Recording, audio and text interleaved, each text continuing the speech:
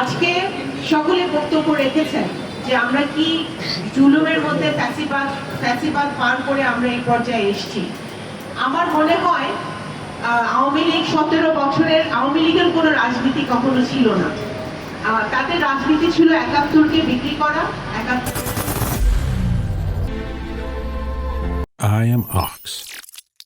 চেতনাকে বিক্রি করা, এবং তারা ধরেই নিয়েছিল, তারা আওয়ামী লীগ আবিষ্কার করেছিল, চালু করেছিল এই সংখ্যালঘু শব্দটা।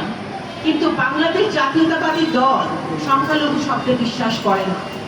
আমরা এমন একটি দল, আমাদের নেতা শহীদ রাষ্ট্রপতি জিয়াউর রহমান স্বপ্ন দেখেছিলেন বাংলাদেশ জাতীয়তাবাদী বাদের। আমার শরীরে যেরকম রক্ত প্রবাহিত হচ্ছে, আপনার শরীরে একই রঙের রক্ত প্রবাহিত হচ্ছে। আমার যে পাসপোর্ট, আপনারও সেই একই পাসপোর্ট। আমরা সকলে বাংলাদেশের নাগরিক। এটা আমাদের সবচেয়ে বড় পরিচয়।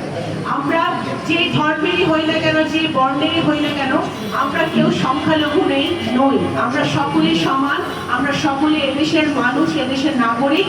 এটা আমাদের প্রথম পরিচয়। এই জন্যই আমরা বিএনপি জনাব তারেক রহমান বারবার কিন্তু এই কথাটা উচ্চারণ করেন, সবার আগে বাংলাদেশ, সবার আগে বাংলাদেশ, সবার আগে বাংলাদেশ। এই জিনিসটা আমাদের মনের মধ্যে গেঁথে নিতে হবে। কারণ কিছু কতিপয় ব্যক্তিরা আছে বা কতিপয় গোষ্ঠীরা আছে, আওয়ামী গোষ্ঠী আছে, বিভিন্ন গোষ্ঠী, যাদের নিজেদের স্বার্থ আছে বিভাজন তৈরি করলে, তাদের নিজেদের স্বার্থ আছে সংখ্যালঘু শব্দটা ব্যবহার করলে, তাদের নিজেদের স্বার্থ আছে। স্বার্থটা কি? গত 15 বছরে আপনি রামুর ঘটনা বলেন, বিভিন্ন জায়গায় যেখানে আমাদের হিন্দু বৌদ্ধ ভাই বোনরা নির্যাতিত হয়েছে, তাদের জমি জমা, মন্দির মসজিদ আঘাত হয়েছে, দেখা গেছে যে লোকাল আওয়ামী লীগের এমপিরাই সেটা করেছে প্রভাব বিস্তার করার জন্য, তাদেরকে ভয়ে ভীতির মধ্যে দেখানোর জন্য। কারণ গত 17টা বছর কিন্তু বাংলাদেশের মাটিতে ভয় ভীতি ছাড়া কিছুই ছিল না। আজকে সেই এমপিরা কোথায়? যারা আমাদের ভাই বোনদের জমি দখল করেছিল, দোকান দখল করেছিল, বৈধ কাগজপত্র আছে, কোর্টে মামলা আছে, তারপরে জমি দখল করেছে, মন্দির ভেঙেছে, তারা আজকে কোথায়? সুতরাং উপরওয়ালা, আপনি ভগবান বলেন, আল্লাহ বলেন, যাই বলেন, উপরওয়ালার সবসময় একটা বিচার কিন্তু থাকে। সেটাকে আমরা বলি যে আল্লাহর তরফ থেকে যে বিচারটা হয়, উপরওয়ালার যে বিচারটা হয়, সেই বিচারটা কিন্তু হয়েছে। আজকে ছাত্র জনতা আন্দোলন করেছে। আমার বিশ্বাস যে আপনাদের মতো অনেকে, আমার সামনে যে মেয়েরা বসে আছে, বাচ্চারা বসে আছে, তোমাদের মতো অনেকেই কিন্তু সেই 5ই আগস্টে, জুলাই আগস্টে মাঠে ছিল, রাস্তায় ছিল। তারা আন্দোলন করেছে কিসের জন্য? বৈষম্য যাতে না থাকে। সংখ্যালঘু শব্দটা যখনই আমি ব্যবহার করব, তখনই আমি বৈষম্যের জন্ম দিব। সংখ্যালঘু শব্দটা আমি যখনই ব্যবহার করব, তখনই তোমার আমার মধ্যে আমি বিভেদ সৃষ্টি করব।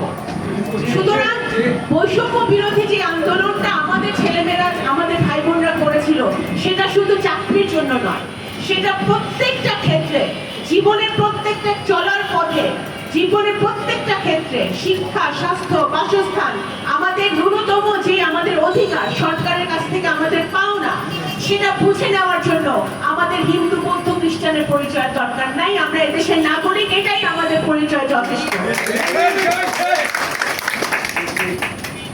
সেই বাংলাদেশ জাতীয়তাবাদী দল গড়তে চায়।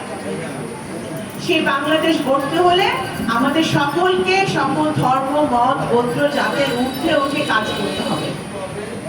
আমাদেরকে সবাইকে ঐক্যবদ্ধ থাকতে হবে, নিজের ভালোটা বুঝতে হবে যে কারা আমাদের জন্য ভালো করছে।